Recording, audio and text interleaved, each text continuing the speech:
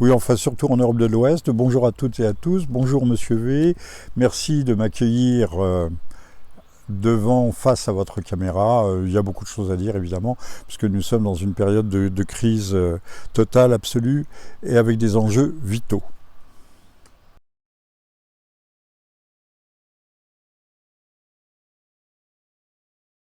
Alors, la France, à mon avis, a toujours été éveillée, au moins une partie d'entre elles.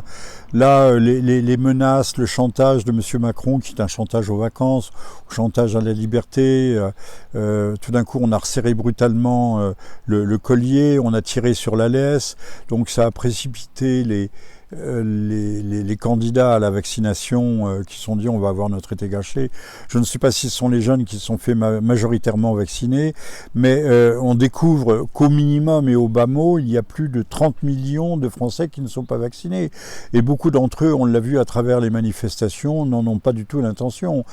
Tout le monde est réticent à l'égard de vaccins qui n'en sont pas, qui sont expérimentaux, dont l'agrément n'est pas définitif. On est toujours en phase d'expérimentation. La France est réticente et elle a peur, ou en tout cas elle est prudente et à juste titre. C'est le principe de prudence qui prévaut. Donc cette France-là, elle existe, mais c'était une sorte aussi de grosse minorité ou une petite majorité silencieuse qu'on n'entendait pas, et cela grâce aux médias qui interdisent d'accès tous ceux qui pourraient tenir des propos dissonants.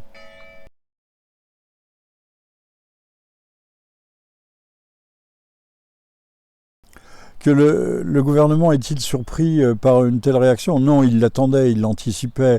Il y a les rapports quand même de la DGSI, qui est la DGSI étant la fusion, la Direction Générale de la Sécurité Intérieure, la fusion des anciens renseignements généraux et de la DST, Direction de la Sécurité du Territoire. Et ils le savent, mais M. Macron a souhaité, pour diverses raisons, entre autres pour se venger des Français qui se sont abstenus aux dernières élections, mais aussi pour les gilets jaunes. Monsieur Macron, au fond lui-même, déteste la France, mais il a d'autres motivations à décider de donner ce coup d'arrêt, de jouer ce jeu pervers d'ailleurs. Dans la perversité, ils sont très forts. Ils sont incapables de gérer nos affaires au quotidien et au moyen, à court et long terme, à court, moyen et long terme.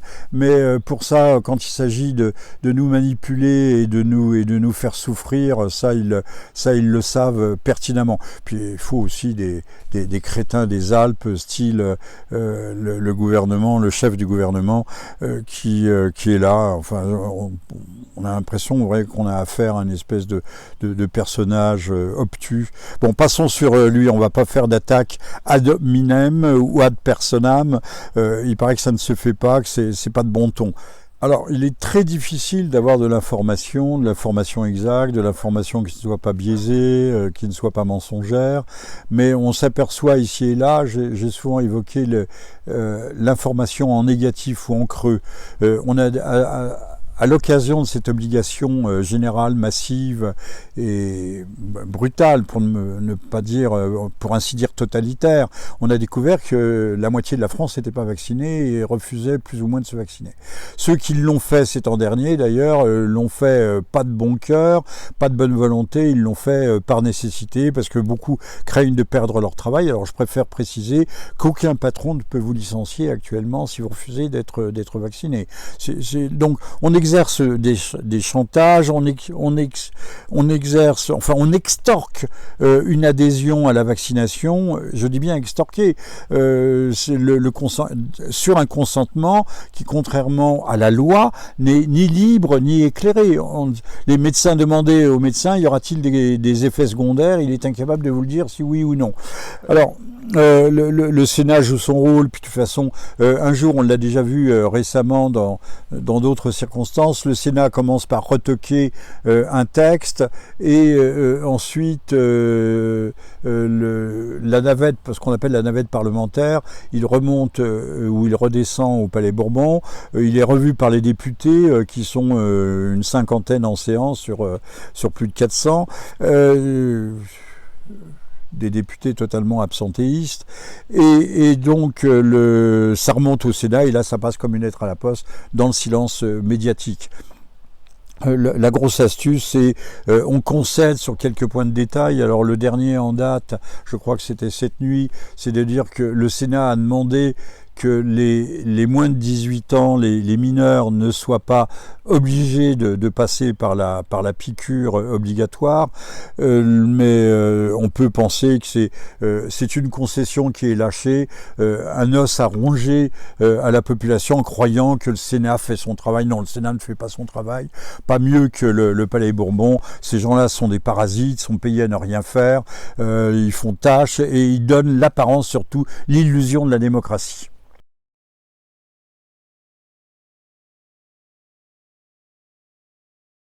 Alors, pour répondre à la question, un peu plus précisément à la question précédente, le gouvernement à la fois s'y attendait et ne s'y attendait pas.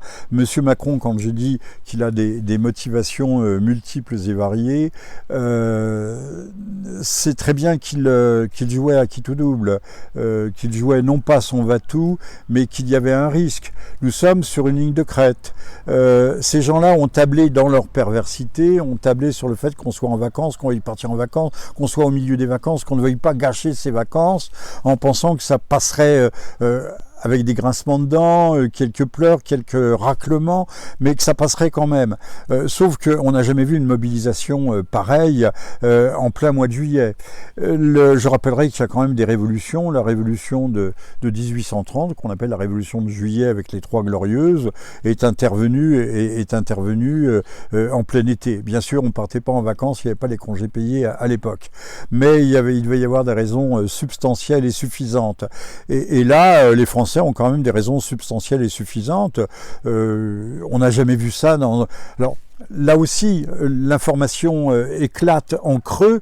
La démocratie est un mythe, est une affabulation. On voit bien que la démocratie n'existe pas, puisqu'on veut nous imposer contre notre volonté. Alors, on a imposé à la France, pour mieux la génocider, l'avortement libre et volontaire, en disant notre corps, les féministes ont toujours dit notre corps nous appartient, mais nous, citoyens ordinaires, notre corps ne nous appartient pas. Ça va à l'encontre de tout. Et là, aujourd'hui, on va appliquer des choses qui sont de l'ordre du décret, mais les décrets ne peuvent que suivre une loi. Or, toutes les mesures qui sont mises en œuvre actuellement sont ou seront illégales. Il faut bien le dire.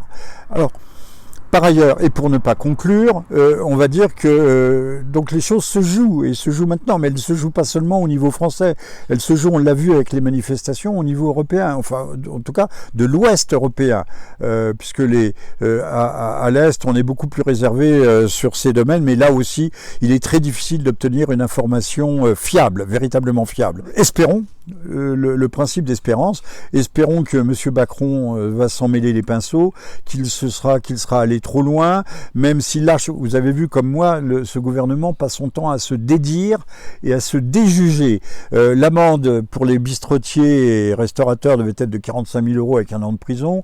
Maintenant, on est retombé à... Bon, mais ces gens-là sont des guignols. On n'annonce pas 45 000 € un jour, et puis 8 jours après, 1 500 €. Enfin, il faut être raisonnable. Ces gens-là ne sont pas raisonnables, et en cela, ils sont profondément dangereux.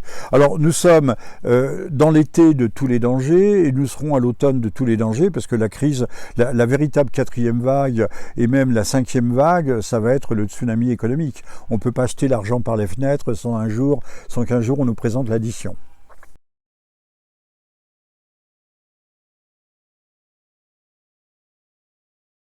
Bah écoutez, les Français que l'on prenait pour des veaux, et même pour des veaux de batterie évidemment, et des veaux aux hormones, et des moujons mixtes du mouton et du pigeon, c'est vrai qu'on les voit masqués, surmasqués, frileux, apeurés, mais tous ne le sont pas. Mais tous ne disent pas le fond de leur pensée, parce qu'on sait que, comme l'affaire Dreyfus, dès qu'on en parle en famille, ça crée des dissensions, des divisions. C'est une question qui est véritablement clivante.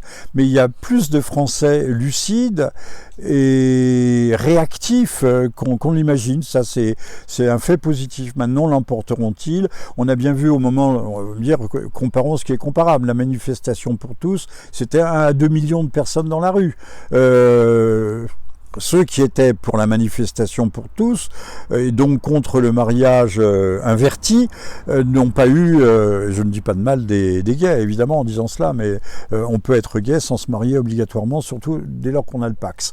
Et ils n'ont pas eu de gain de cause. Et on voit que la crémaillère, l'engrenage est inexorable. On a fait passer la PMA, maintenant on sait que c'est la GPA qui est dans la seringue, il y a l'euthanasie qui est aussi grande réforme sociétale qui risque de passer avant la fin du quinquennat.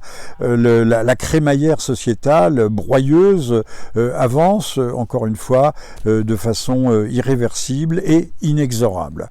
Alors je crois qu'il faut à la fois espoir garder et raison garder. Je crois à un sursaut, je crois aussi à un accident, je crois à la providence, je crois que M. Macron peut trébucher, glisser sur ses propres déjections et tomber le nez dans le ruisseau. Et ça ne sera pas la faute à Rousseau.